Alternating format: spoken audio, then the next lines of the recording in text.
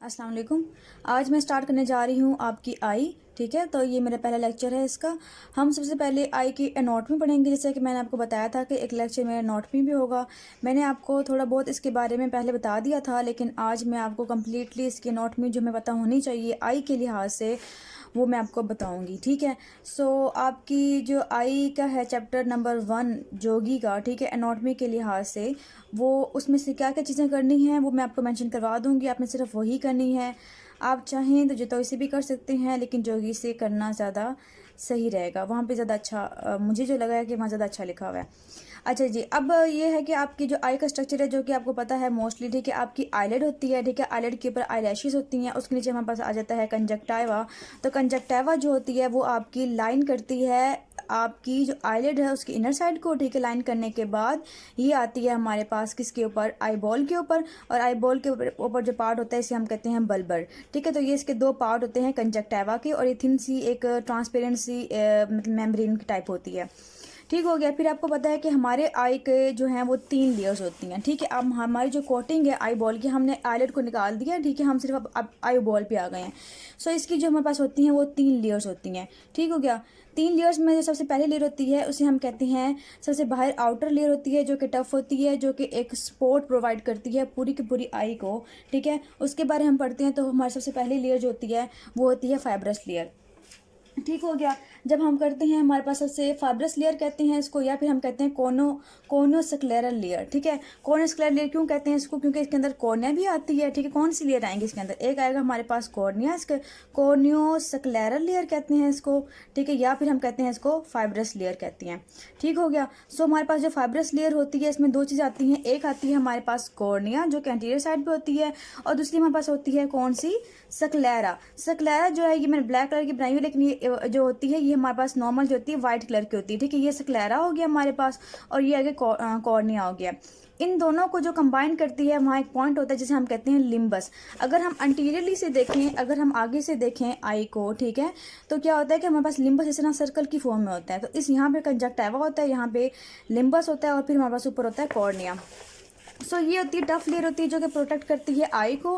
ठीक है, अब इसके बाद ही हमारे पास फर्स्ट लेयर आ गई है। अगर हम बात करें सेकंड लेयर की बात करें, ठीक है, तो सेकंड लेयर जो होती है उसे हम कहते हैं यूवियल लेयर कहते हैं। ठीक है, यूवियल ट्रैक भी कहते हैं, यूवियल लेयर भी कहते हैं इसको, या फिर वेस्कुलर लेयर भी कहते हैं इसको। ठीक हो गया। तो ये हमारे पास होती है वेस्कुलर लेयर, क्योंकि इसमें क्या होते हैं, इसमें मेनली वेसल्स होते हैं, वेस्कुलर लेयर होती है ये।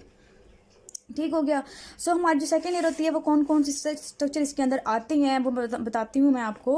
सबसे पहले हमारे पास आता है आयरस। ठीक है, ये आयरस जो होती है प्रोजेक्शन होती है आगे की तरफ, जो हमारे आई का कलर होता है वो आयरस की वजह से ही होता है। ठीक हो गया। उसके बाद हमारे पास क्या आता है, हमारे पास सीलरी बॉडी आती है। ये यहाँ से यहाँ तक जो होती है, तकरीबन यहाँ तक ये जो है ना हमारे पास सीलरी बॉडीज होती हैं। ठीक हो गया। सीली बॉडी के बाद हमारे पास क्या आता है, कोरोइड आता है। कोरोइड जो है वो यहाँ से स्टार्ट होता है, स्टार्ट होने के बाद ये पूरा कंटिन्यू करते करते यहाँ पे ऑप्टिक डिस्क तक आता है। पोस्टीरियरली हमारे आई की ऑप्टिक डिस्क होती है जहाँ पे नर्व्स जो हैं या फिर आर्टरीज वगैरह जो हैं वो एग्जिट कर रही होती हैं, वहाँ तक ये जाता होता है कोरोइड। सही हो गया। तो ये हमारे पास कौन सी आ गई है, मिडल लेयर कहते हैं इसको, या इंटरमीडिएट लेयर कह दें, या फिर और वेस्कुलर लेयर कह दें, या फिर आप इसे यूवियल लेयर कह दें, या यूवियल ट्रैक कहते हैं। चलें जी, ये हमारे पास सेकंड लेयर होगी। हम आते हैं थर्ड लेयर पे। अब ये देखें कि बाहर हमारे पास कॉर्निया भी है, सक्लेरा भी है, फिर हमारे पास एक यूवेल ट्रैक की लेयर भी है। फिर सबसे एंड में जो अंदर की तरफ होती है वो कौन सी लेयर होती है, वो होती है एक आपकी सेंसिटिव लेयर। ठीक है, जिसे हम कहते हैं नर्वस लेयर, नर्वस लेयर कहते हैं। ठीक है, और ये हमारे पास एक सेंसिटिव लेयर होती है जैसे हम रेटिना भी कहते हैं। तो हमारे पास थर्ड लेयर कौन सी होती है, नर्वस लेयर या फिर रेटिना कहते हैं। सो ये हमारे पास आ गई है नर्वस लेयर। अब ये जो लेयर होती है इसमें सारी नर्व्स हमारी होती हैं। ठीक है, अब यहाँ मैंने बनाई हुई है एक, आपको नजर आ रही होगी ब्लैक कलर की लेयर। ठीक है, इसका ये पार्ट है। इसके 2 पार्ट होते हैं, एक होती है पिगमेंटेड लेयर होती है, और उसके बाद होती है न्यूरल, जो न्यूरोरेटिनल लेयर, जो मेन न्यूरल लेयर होती है वो ऊपर होती है। अब ये जो होती है हमारे पास पिगमेंटेड लेयर, ये पिगमेंटेड लेयर जो होती है कंटिन्यू करती है आगे तक, जबकि बाकी जो होती हैं वो कंटिन्यू नहीं करती। अब ये हमारे पास होती हैं रोड्स एंड कोन्स वगैरह होती हैं इसके अंदर। ठीक है, रोड्स एंड कोन्स के बाद हमारे पास क्या आती है, नर्व लेयर, नर्व फाइबर्स आते हैं, जो कि क्या करते हैं, सारे इस तरह कंटिन्यू होके फिर एग्जिट कर जाती हैं ऑप्टिक डिस्क से। सही है। हम रेटिना का जो डिटेल स्ट्रक्चर है वो हम तब पढ़ेंगे जब हम इसका चैप्टर पढ़ेंगे। फिलहाल मैं सिर्फ और सिर्फ आपको एक नोट में समझा रही हूँ कि आपका एक ओवरव्यू हो जाए कि आई में कौन कौन से स्ट्रक्चर हैं और हमने कौन कौन से पढ़ने हैं। सही है। इसके बाद हमारे पास अंदर स्ट्रक्चर कौन कौन से आते हैं आई के, तो वो हमारे पास मैंने कल भी बताया था आपको, जो पिछला लेक्चर था मेरा उसमें, कि हमारे पास क्या होता है, आगे एक्वस ह्यूमर होता है। इसे हम कहते हैं सब का सब जो होता है ना, ये वाला, ये अंटीरियर पार्ट होता है और ये पोस्टीरियर पार्ट होता है इसका। ठीक हो गया। अच्छा जी, इसे हम कहते हैं, मतलब ऐसे भी कह सकते हैं, एंटीरियर सेगमेंट हो गया और ये पोस्टीरियर सेगमेंट होता है। अब एंटीरियर सेगमेंट के दो पार्ट हैं, एक ये है एंटीरियर चैम्बर और ये है इसका पोस्टीरियर चैम्बर। ये एंटीरियर सेगमेंट, फिर एंटीरियर चैम्बर, पोस्टीरियर चैम्बर, ये पोस्टीरियर सेगमेंट। पोस्टीरियर सेगमेंट में क्या होता है कि यहाँ हमारे पास विट्रस होता है, जिसे हम विट्रस बॉडी भी कहते हैं, क्योंकि ये जल की तरह होती है, नॉट लिक्विड, जल की तरह होती है, कंसिस्टेंट रहती है और अटैच होती है अंदर रेटिना के साथ, जो अंदर ये वॉल्यूम मेंटेन रखती हैं आई का और आई के स्ट्रक्चर को भी मेंटेन रखती हैं। सही है। इसके बाद हमारा लेंस आता है, तो लेंस हमारा जो है वो मैंने बताया था आपको कि इसके जोन्यूल्स होते हैं, फाइबर्स होते हैं जो कि इसे अटैच करते हैं सीलरी बॉडी के साथ। और सीलरी बॉडी के अंदर हमारे पास सीलरी मसल्स भी होती हैं और सीलरी की एपिथेलियम भी होती है। सो इसकी जो एपिथेलियम होती है वो स्क्रीट कर रही होती है हमारे पास एक्वस ह्यूमर। सो एक्वस ह्यूमर जो है ना वो इस तरह से बन के, यहाँ से बनने के बाद आता हुआ यहाँ से ये जो एक्वस ह्यूमर है ड्रेन होता होता यहाँ पे एक एंगल होता है जिसे हम कहते हैं आरेडो कॉर्नियल एंगल। ठीक है। तो इस एंगल के बाद हमारे पास कुछ स्ट्रक्चर होते हैं जो कि हम ग्लाउकोमा के अंदर पढ़ेंगे कि कैसे ड्रेन होता है ये। सही है। शिलम कैनाल, ट्रेबिकुलर मेशवर्क होता है, फिर हमारे पास शिलम कैनाल होती है, यहाँ पे कैनाल गोल गोल सी होती है, फिर वो लेके जाती है हमारे पास एपिस्क्लेरल वेन्स में, वो हम बाद में पढ़ेंगे डिटेल स्ट्रक्चर में। फिलहाल मैं आपको ऊपर ऊपर से बता रही हूँ। सो हमने 3 लेयर्स पढ़ ली हैं आई की। आई की पोस्टीरियर एग्जिट क्या करती है, हमारे पास ऑप्टिक नर्व, और ऑप्टिक नर्व क्या लेके जाती है, हमारी विजुअल पाथवे में विजुअल सेंसेशन लेके जाती है। अच्छा, ये आपने एक साइड व्यू देख लिया है आई के सारे स्ट्रक्चर्स वगैरह। अगर मैं एंटीरियर से देखती हूँ, ठीक है, अगर मैं सामने से देखती हूँ तो हमें जो नॉर्मल हमारे पर्सन होते हैं हम लोग, उनमें क्या होता है कि रेड रिफ्लेक्स आता है। रेड रिफ्लेक्स का मतलब ये है, जैसे आपने कई पिक्चर्स बनवाई होंगी पुरानी पिक्चर्स, तो अगर आप उसे खोल के देखती हैं तो कुछ लोगों की आइज़ जो होती हैं वो रेड रेड नज़र आ रही होती हैं। वो इसलिए होती हैं क्योंकि हमारे जो रेटिना होती है वो रिफ्लेक्स दे रहा होता है ऑरेंज या रेड कलर का, और ये नॉर्मल होता है। जबकि अगर ये वाइट हो जाए तो इसका मतलब ये है कोई ना कोई एबनॉर्मलिटीज़ हैं। ठीक है। अगर ये हमारे पास ऑरेंज है या रेड है, और जो कि हम जब फंडोस्कोपी करते होते हैं, फंडोस्कोप एक ऐसा इंस्ट्रूमेंट होता है जिसे हम रेटिना को चेक कर रहे होते हैं, हमें पोस्टीरियर पार्ट ऑफ आई को देख रहे होते हैं, तब हमें अगर रेड रिफ्लेक्स नज़र आता है, इसका मतलब ये है कि उस इंसान की जो आई है वो नॉर्मल है उसका। अच्छा, ये मैंने एक डायग्राम बनाई है। ठीक है। इसमें क्या है कि मैंने आपको यहाँ से हमने देखा, देखने के बाद हमें अंदर अगर और गए तो हमें क्या नज़र आया, तो ये हमारे पास पूरी रेटिना नज़र आती है। अच्छा, मैं बता रही थी आपको कि हमारी जो रेटिना होती है वो इक्वेटर से थोड़ा सा आगे स्टार्ट होती है। ठीक है। स्टार्ट होने के बाद ये पोस्टीरियर रन करती है। अब ये जो पार्ट है हमारे पास, ये हमें फंडोस्कोप नज़र आ रहा है, इसमें कौन कौन से पार्ट होते हैं मैं आपको ब्रीफ सा व्यू दूंगी इसका, और डिटेल हम पढ़ेंगे इसकी रेटिना के अंदर। यहाँ पे क्या होती है कि हमारे ये है आपकी नेजल साइड। ठीक है। और ये आप मतलब आई का रेटिना है ना, उसकी नेजल साइड है, और ये आपकी टेम्पोरल साइड है। टेम्पोरल साइड ये कि आपकी लेटरल साइड कह लें आप।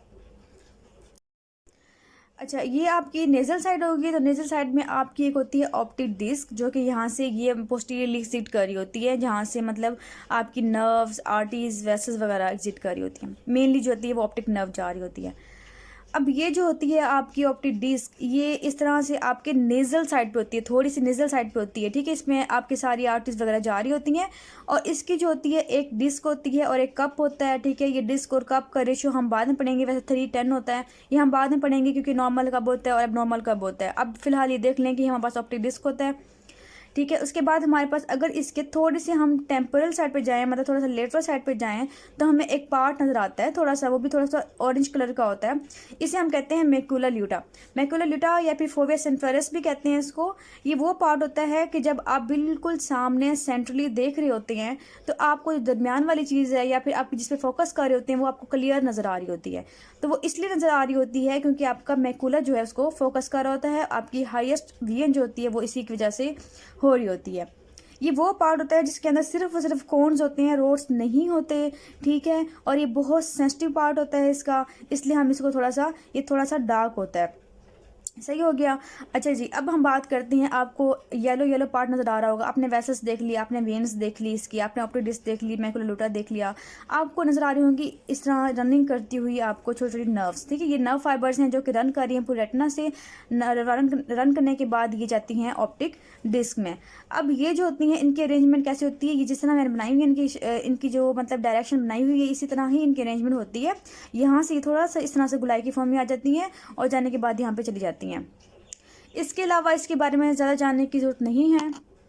ये फ़िलहाल आपके लिए इतना ही काफ़ी है, इतना जानना ही काफ़ी है। जब हम इसके रेटिना की प्रॉब्लम्स पढ़ेंगे तब आपको समझ आएगी कि नॉर्मल को हम एबनॉर्मल से किस तरह से डिफ्रेंशिएट करते हैं।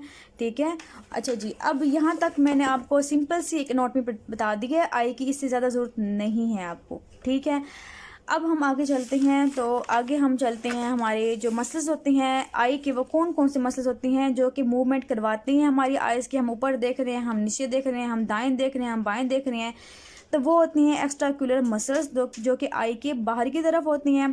कहाँ पे अटैच होती हैं, वो अटैच होती हैं स्क्लेरा पे अटैच होती हैं, वाइट पार्ट पे। ठीक है, अब ये कौन कौन से होते हैं, ये होते हैं स्ट्राइटेड मसल्स होते हैं, मीन हम इसकी मूवमेंट अपने अंडर कंट्रोल होती है हमारे। ये होते हैं सिक्स में जो होते हैं 4 होते हैं स्ट्रेट और 2 होते हैं ऑब्लिक। ठीक हो गया, टोटल जो होते हैं वो 6 होते हैं। ठीक है, कौन कौन से होते हैं आपको पता ही होगा। लेटरल रेक्टस जो लेटरल साइड पे होता है आई के, मीडियल रेक्टस जो मीडियल साइड पे होता है। ठीक है, सुपीरियर रेक्टस जो ऊपर होता है, इन्फीरियर रेक्टस जो नीचे होता है। ठीक है, फिर हमारे पास 2 ऑब्लिक आते हैं, वो कौन से होते हैं, superior oblique and inferior oblique. ठीक है, इन मसल्स के एबनॉर्मलिटीज़ वगैरह ये हम सब पढ़ेंगे स्क्विंट के अंदर, जहाँ पे एक्स्ट्राक्यूलर मूवमेंट जो है वो रिस्ट्रिक्ट हो जाती है उनकी सप्लाई ख़राब होने की वजह से। ये हम सब वहाँ पढ़ेंगे। फिलहाल हम चलते हैं कि हमारी नर्व सप्लाई क्या है हमारी आई की। तो नर्व सप्लाई के लिए आपने याद रखना है कि हमारे पास मोटर भी होती है, सेंसरी भी होती है। ठीक है, तो हमने बात करनी है पहले मोटर की। अब मोटर सप्लाई जो हमारी मेन होती है आई की, वो होती है थर्ड क्रेनियल नर्व के थ्रू, जो कि होती है, आपको पता है कि कौन सी नर्व होती है, ओक्यूलो मोटर होती है। ठीक है, ओक्यूलो मोटर नर्व जो होती है वो सप्लाई करती है हमारे मसल्स को। ठीक है, आई के, लेकिन हम कुछ चीज़ें निकाल देते हैं ताकि हमारी आसानी हो थर्ड को समझने में। आपके जो फोर्थ क्रेनियल नर्व है वो सप्लाई करती है सुपीरियर ओब्लिक को। ठीक है, हम इसे निम्न याद किया था SO4 के नाम से। इसके अलावा हमने याद किया था पहले भी कि सिक्स क्रेनियल नर्व जो होती है वो लेटरल रेक्टस को सप्लाई करती है, हम इसको LR6 से याद रखते हैं। और सेवंथ क्रेनियल नर्व जो आ रही होती है फेशियल नर्व, वो सप्लाई करती है हमारी आई की। ऑर्बिकुलर्स ओक्यूलाई होता है, वो मैं बताऊंगी आपको बाद में, आई के ऊपर होता है। ठीक है, ये होता है सेवंथ नर्व सप्लाई करती है इसको। अब इनको अब एक्सक्लूड कर दें तो बाकी हमारे बच जाएंगे थर्ड क्रेनियल नर्व वाले। तो थर्ड क्रेनियल नर्व सप्लाई करती है बाकी सारे मसल्स को। मेन रेक्टस तो लेटर रेक्टस से चला गया था, तो बाकी 3 रेक्टस कौन से होंगे, मीडियल रेक्टस, इन्फीरियर रेक्टस और होगा हमारे पास सुपीरियर रेक्टस। ये सारे के सारे रेक्टस जो मसल्स हैं वो इसके अंदर आ गए हैं। सही हो गया। इसके बाद हमारे पास जो है वो सप्लाई करती है ओक्यूलोमोटर नर्व एक और पार्ट को, जो है लिवेटर पाल्पेब्रस सुपीरियरस। ये वो मसल है जो कि हमारी आईलेट को खींच के ऊपर की तरफ ले जाता है। मीन जैसे जब हम ऊपर की तरफ देखते हैं तो हमारी आईलेट भी ऊपर मूव करती है। ये जो कंट्रोल है ये किसकी वजह से कंट्रोल है, लिवेटर पाल्पेब्रस की वजह से, और ये थर्ड क्रेनियल नर्व सप्लाई कर रही होती है इसको।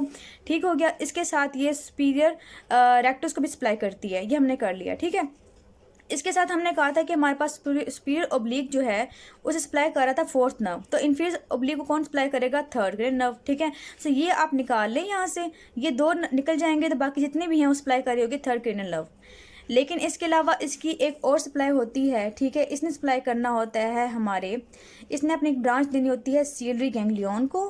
ठीक है, ये आपको इतना इंपॉर्टेंट नहीं याद रखना, लेकिन जो इंपॉर्टेंट बात है वो मैं ये बताने जा रही हूँ आपको कि सीलियरी गैंग्लियन के बाद थर्ड क्रेनियल नर्व की जो ब्रांच जाती है वो हमारे पास जाती है स्फिंक्टर प्यूपिलाई को। ठीक है, ये सप्लाई करता है स्फिंक्टर प्यूपिलाई को।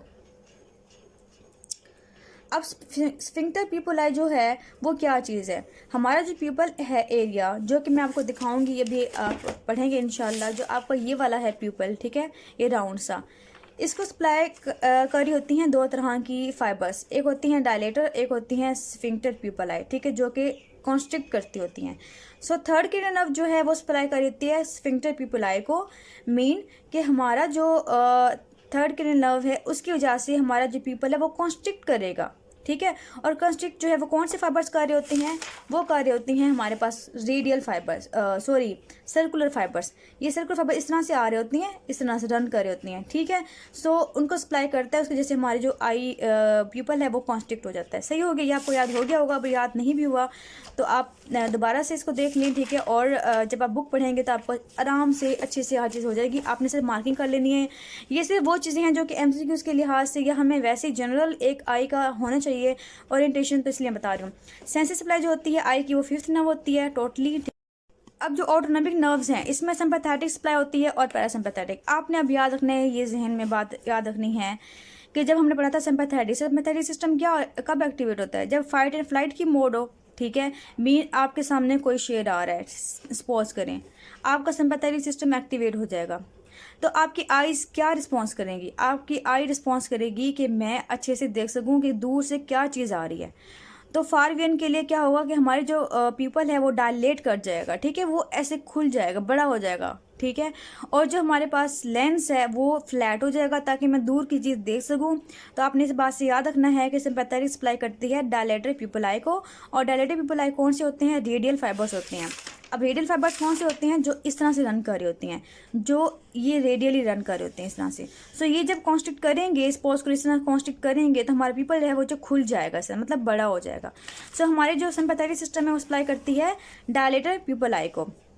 उसके बाद सिलरी बॉडी को, मुलर्स मसल को, लेक्रिमल ग्लैंड सप्लाई करती है, वो इतना इंपॉर्टेंट नहीं है, बस याद रख लें कि मुलर्स मसल सप्लाई करती हैं। इसके अलावा पैरासिम्पैथेटिक की बात करें, मैं अभी बता के आई हूँ कि पैरासिम्पैथेटिक कौन सी नर्व थी, थर्ड क्रेनियल नर्व थी, और थर्ड क्रेनियल नर्व किसको सप्लाई कर रही थी, स्फिंक्टर को। तो आप ये बात याद रखें कि जब हम रेस्ट की मोड में होते हैं, क्योंकि पैरासिम्पैथेटिक कब एक्टिवेट होता है, जब हम रेस्ट की मोड में होते हैं, ठीक है। तो रेस्ट कार्य होते हैं या स्लीप में होते हैं, तो हमारी जो आई वो क्या रिस्पॉन्स करेगी, आई को जरूरत नहीं है डायलेट करने की। अब आई क्या करेगा, आई कॉन्स्ट्रिक्ट हो जाएगी, पीपल जो है वो कॉन्स्ट्रिक्ट हो जाएगा, ठीक है। तो कॉन्स्ट्रिक्ट करेगा तो हम इसे याद रख सकते हैं कि पैरासिम्पैथेटिक सप्लाई कर रही होती है स्फिंक्टर पीपल आई को, जो कि आई के पीपल को कंस्ट्रिक्ट करवा रही होती है, ठीक है। आपने इस चीज़ों को बहुत ज़्यादा अपने मतलब परेशान नहीं होना, ये चीज़ें आपको ऐसा ऐसा समझ आ जाएंगी आगे भी। अगर अभी आपको समझ नहीं भी आ रही, इट्स ओके, ठीक है। साथ साथ हम पढ़ते जाएंगे सब चीज़ें, लेकिन मैं अभी आपको सिर्फ एक नोट में जनरल व्यू दे रही हूँ। आगे है आर्टरियल सप्लाई। तो आर्टरियल सप्लाई कौन सप्लाई करती है, ये बिल्कुल याद रखने की जरूरत नहीं है, बस याद रखने की इसको ऑफ्थैल्मिक आर्टरी सप्लाई करती है, जो कि इंटरनल कैरोटिड से आ रही होती है, सेंट्रल रेटिनल आर्टरी आती है, और फिर short and long ciliary arteries वगैरह आ रही होती हैं आई के अंदर। कुछ भी याद रखने की जरूरत नहीं है। वीनस की बात करें अगर सप्लाई की, तो सेम वही है, शॉर्ट सीरी वेन्स आ रही होती हैं, ठीक है। उसके बाद हमारे पास वर्टेक्स वेन्स आती हैं 4, और उसके बाद सेंट्रल रेटिनल वेन बनती है, फिर कैवर्नस साइनस में ड्रेन हो जाती हैं, ठीक हो गया। अच्छा जी, उसके बाद हम बात करते हैं आपकी एक और चीज़ की, जो कि लास्ट बात रह गई है आपकी आई की, ठीक है। बाकी जितनी भी चीज़ें थी मैंने आपको सब बता दी हैं, आप जो भी जहाँ से चैप्टर करें आप वहाँ से रीड कर लें, बस इससे ज़्यादा आपको पता होना ज़रूरी नहीं है, क्योंकि आगे हर चैप्टर में हर एक चीज़ आती रहती है। आपका जोगी में एक टेबल होगा, ठीक है, आपने वो खोल लेना है, ठीक है। वहाँ पे लिखा होगा कि जो आई की डेवलपमेंट है वो डिफरेंट लेयर से होती है, ठीक है, सिर्फ एक्टोडर्म से, मेसोडर्म से और न्यूरल एक्टोडर्म से। ये सिर्फ और सिर्फ आपने MCQs के लिए एक दफ़ा देख लेना है, nothing else, not important so much. लेकिन सरफेस एक्टोडर्म अगर हम देखें तो आपकी यहाँ सरफेस एक्टोडर्म से कौन कौन से स्ट्रक्चर जो है वो डेवलप हो रहे होते हैं, तो वो डेवलप हो रहता है। मेन जो चीज़ आपने याद रखनी है वो होता है लेंस, ठीक है। तो आपने लेंस याद रखना है कि ये सरफेस एक्टोडर्म से ड्राइव होता है। उसके बाद हम बात करें तो कॉर्निया की एपिथीलियम जो होती है, ठीक है, कॉर्निया सिर्फ और सिर्फ एपिथीलियम उसकी। इसके अलावा कंजक्टिवा की एपिथीलियम हो गई, ठीक है। इसके अलावा हम बात करते हैं अगर किसी और चीज़ की, तो आईलैशेस डेवलप हो जाते हैं इससे, ठीक है। तो इस तरह से आपने सिर्फ और सिर्फ एक दफ़ा रीड कर लेना है, बिल्कुल भी इंपॉर्टेंट नहीं है, बस मेन इंपॉर्टेंट जो है वो लेंस है कि लेंस डेवलप करता है सरफेस एक्टोडर्म से। फिर हम मेसोडर्म की बात करते हैं तो आपको पता है कि जितनी भी स्ट्रक्चर आती हैं आई के, बाकी जितनी भी आगे हैं, कॉर्निया का स्ट्रोमा हो गया, क्योंकि एपिथेलियम तो यहाँ पे आ गया है। कॉर्निया की हम लेयर्स पढ़ेंगे इंशाल्लाह, तो कॉर्निया का जो स्ट्रोमा होता है वो यहाँ से डेवलप होता है। इसके अलावा choroid, sclera, vitreous, extraocular muscles, ciliary muscles और बोनी ऑर्बिट, सब कुछ जो है ना वो मेसोडर्म से डेवलप हो रहा होता है। फिर हम बात करते हैं न्यूरल एक्टोडर्म की, तो वो इससे डेवलप होता है। हमने याद रखना है कि इससे जो सेंसरी रेटिना हमने पढ़ी थी अभी, ठीक है, वो डेवलप करती है इससे, ठीक हो गया। सो इसके अलावा हमारे पास रेटिनल पिगमेंट एपिथेलियम भी इसी से होती है, मतलब पूरी की पूरी रेटिना जो है वो इसी से डेवलप होती है, ठीक हो गया। इसके बाद हम बात करते हैं सिली बॉडी की एपिथेलियम हो गई। और दो और चीज़ें जो याद रखनी है आपने कि स्फिंक्टर पिपुलाई और स्फिंक्टर डायलेटर जो है ना वो भी इससे डेवलप करते हैं, ठीक हो गया। और डायलेटर पिपुलाई। बस आपने ये चीज़ें जो है ना वो याद रखनी है, इसके अलावा कुछ भी याद नहीं रखना इस टेबल से। सो आपकी कंप्लीट जो है ना मैंने आई की एनाटॉमी जो है वो बता ये मैंने आपके लिए एक मॉडल प्रिपेयर किया है। आई होप कि इससे आपको बेटर अंडरस्टैंडिंग होगी आई की, ठीक है। सो ये आपकी सपोज करें कि ये आपकी आईलेट है, ठीक है। तो आईलेट को अगर हम उठाते हैं तो नीचे क्या चीज़ें आएंगी, नीचे हमारे पास आएगा, हमारे पास सामने होगा कॉर्निया, कॉर्निया के साथ हमारे पास क्या होगा, सक्लेरा होगा, सक्लेरा के ऊपर लेयर थिन सी होती है कंजक्टिवा की।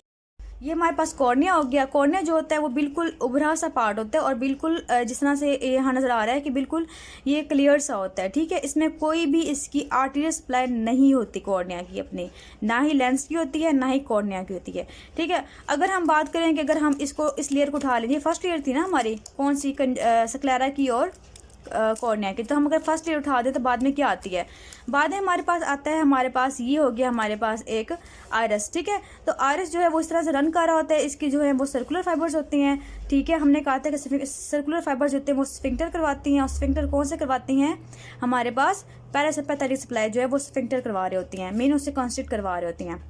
फिर हमारे पास आते हैं रेडियल फाइबर्स, ठीक है। रेडियल फाइबर्स इस तरह रन कर रहे होते हैं। रेडियल फाइबर्स जो होती हैं वो किसके अंडर कंट्रोल होती हैं, सिंपैथेटिक कंट्रोल होती हैं, सो वो इसे डायलेट करवा रहे होती हैं। अगर हम इसकी बात करें ये अटैच किससे होता है, तो ये अटैच होता है पीछे से, यहाँ पे हमारे पास कौन सी बॉडी होती है जिसे हम कहते हैं सीलरी बॉडीज, तो ये सीलरी बॉडीज हैं, ये से अटैच हो रही हैं, सही हो गया। ये सीलरी बॉडी है, सीलरी बॉडी के साथ क्या चीज़ रन कर रही होती है, पीछे से कोरोइड रन कर रही है, इस तरह से कोरोइड रन कर रही है। ये सीलरी बॉडी होगी, कोरोइड हो गया, ये आयरस हो गया, ठीक है। आयरस को अगर हम निकाल दें तो हमारे पास क्या नजर आएगा, आयरस को निकालेंगे तो हमारे पास हमें नजर आएगा लेंस, जो कि बिल्कुल ट्रांसपेरेंट सा होता है। तो हमारे पास ये हमारे, आपको लेंस आई होप नजर आ रहा होगा, ये हमारे पास हमारा लेंस होता है, ठीक है, बिल्कुल ट्रांसपेरेंट सा होता है, और ये अटैच होता है सीलरी बॉडी के साथ, किससे, हमारे पास जोन्यूल्स के साथ, ठीक है। अगर हम इसको भी निकाल दें तो हमें क्या नजर आएगा, इसको हम निकाल देते हैं तो हमें क्या नज़र आएंगे, अंदर हमें अंदर नज़र आएंगी दो चीज़ें। मैंने बताया था कि आपको ये आप नज़र आ रहा होगा गोल पार्ट, जो कि हमारे पास क्या होती है, ऑप्टिक डिस्क होती है, और ये थोड़ा सा ब्लैक पार्ट या फिर हम इसे ऑरेंज पार्ट भी कहते हैं थोड़ा सा, जो कि मैक्यूला ल्यूटा होता है। बाकी ये इसके अंदर जो है वो इस तरह से फाइबर्स रन कर रही होती हैं, और ये हमारे पास एक्वाटर से मतलब थोड़ा सा पीछे से रन करती है रेटिना, ठीक है। और रेटिना रन करते करते करते हमारे पास ऑप्टिक डिस्क के अंदर जाती है, ऑप्टिक डिस्क से होते हुए हमारे पास बाहर जो है ना वो एक नर्व निकल जाती है, ठीक हो गया। तो ये मैंने आपको मॉडल में समझा दिया है, तो आई होप कि आपको अच्छे से समझ आ गई होगी इसकी आई की, सही है। और इंशाल्लाह हम आईलेट स्टार्ट करेंगे नेक्स्ट।